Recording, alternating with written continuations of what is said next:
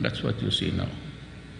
Dito, well, when the Magellan came in 1521, he had his religion, Christianity. Wala akong ano dyan. Religion is good. It moors us to our values in life. Problem is, itong pinili talaga nilang ang Mindanao. Because by the time that he was there in Leyte, landing, Islam was thriving here in Mindanao almost by 70 years. I took time to see the archives nung congressman pa ako. And I say it's about 100, what century? I would place it about 70. But still, well ahead than the rest of the religions. So when they tried to supplant Islam with Christianity, that started the bloody fight from the Spaniards to the Americans.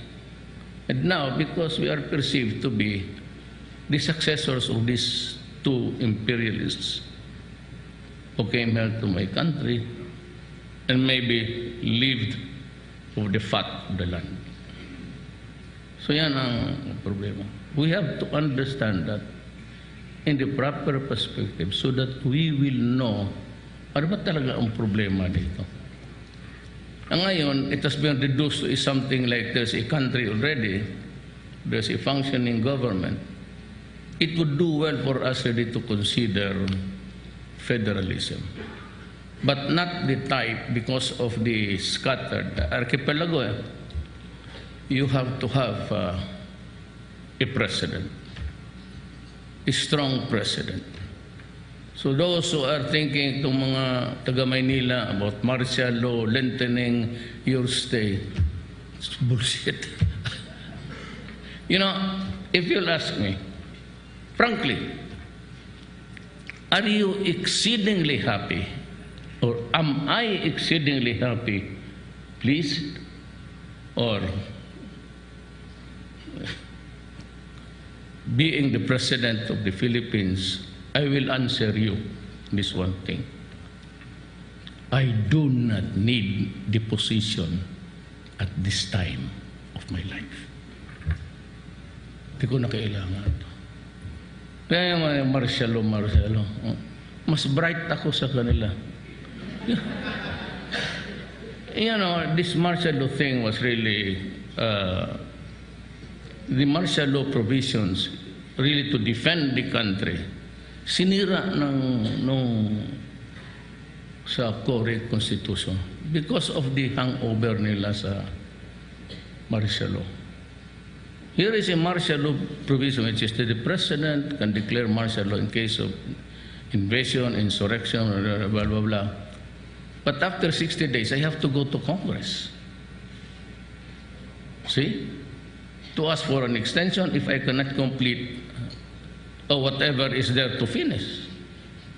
And there is also a provision, another paragraph, which it's a very continuous thing, which says that any citizen of this republic can bring a case to the Supreme Court to question into the factual basis of the martial law.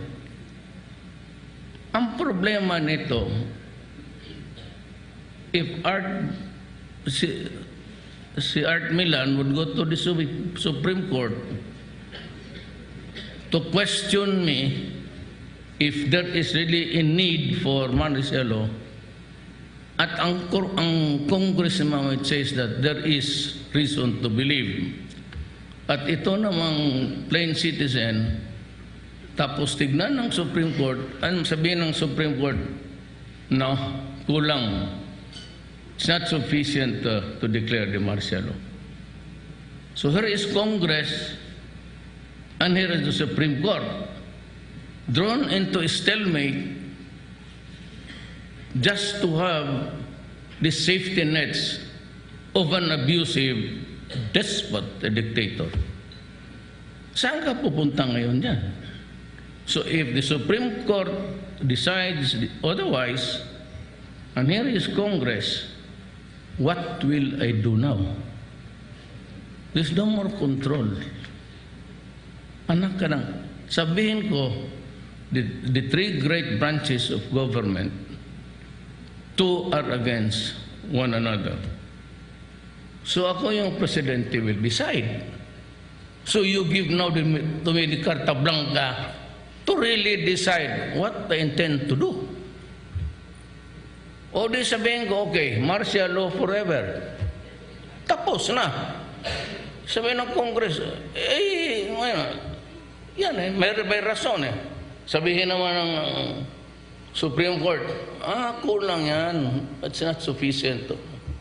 Tingnan ko talagang, and yet to think that there are about, how many of them, wise people, no offense intended, pati sila Joker Arroyo. Hindi nila tinignan yan. Nangyayanan ako dahil dito, I'm now trading into the law and order thing. Pagka meron, kailangan, sabihin ko na kanila, drugs, that's not enough. Tapos nakikita ko na, you know, there are about 4 million slaves in this country. Not the slaves that you buy in the Middle East slave markets, but a slave to the pocket of the odious and despicable people. Slave na hanggang kailan sila magnakaw, magpatay para lang. Unreal drug lords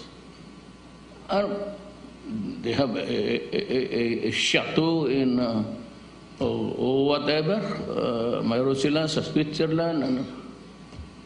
And yet, itong mga human rights, when they say that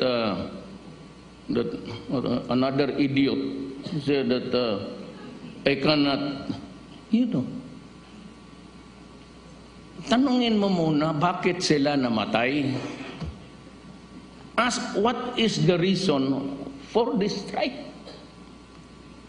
Do not just say na namatay, and period. You know, I have to protect the Filipino people. It's my duty.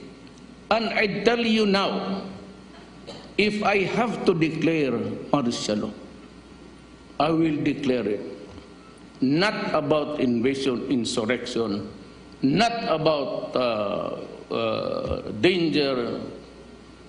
I will declare martial law to preserve my nation, period. Wala akong pakialam dyan sa Supreme Court. Because the right to preserve one's life and my nation, my country, transcends everything else. Even the limitation. Kung gusto ko, at it will deteriorate into something really very virulent, I will declare martial law if I wanted to. Walang makapigil sa akin. And I want to say, why are you declaring martial law? Because I have to preserve the Filipino people and the youth of this land. That's what I said. Do not go into the thing because I will kill you. That's why I said in Davao, okay, namatay ka talaga. Anak ka ng, sinabi ko sa iyo, do not tinker with this. It's a very dangerous thing. You destroy my country, you destroy the youth of the land. What is there for tomorrow? The money in the banks. It's the greatest resource, the brain of the Filipino collectively to maintain the integrity of this country. Hindi tayo nakakaintindihan dyan eh. Kaya itong mga taga-bayan na bullshit, do not joke with me about Duterte wanting to. So edad kong ito, hindi ko na kailangan. Actually, kung may magsabi, magkudita sila, good. Basta tignan ko lang na mga tao, na mga general sila ang magdala, ayusin ninyo. I will swear them to office. Ay, general, sige, kayo na patakbo. Kung kaya ninyo, di patakbohin ninyo. Or Congress may up to impeach me, fine. But let it not be said that I allowed this country placed in jeopardy, in peril, because I did not know what I had to do. Wala tayong padrama-drama dito. Martial law. That piece of paper is nothing. Look at, did it ever prevent Ramos? Marcos? Did it prevent Ramos from joining it? And really? Why? Sila lang. Pero itong lantaran na ito, huwag naman ninyong, sabi ko, talagang papatayin ko kayo. Baka, akala nyo nagbubulahan tayo dito. I called the mayors, the Philippines, 3, nilockdown ko. Pero sabihin ko sa inyo, i-lockdown din dito. Sarahan mo yan dyan. Sundalo. Para walang mag-chismis. Sinabi ko talaga sa kanila, totoo yan. And I will say that, pardon my language, because may mga putang ina ninyo. Nandito yung, can I have the break muna? Inom muna kayo ng tubig. Can I have the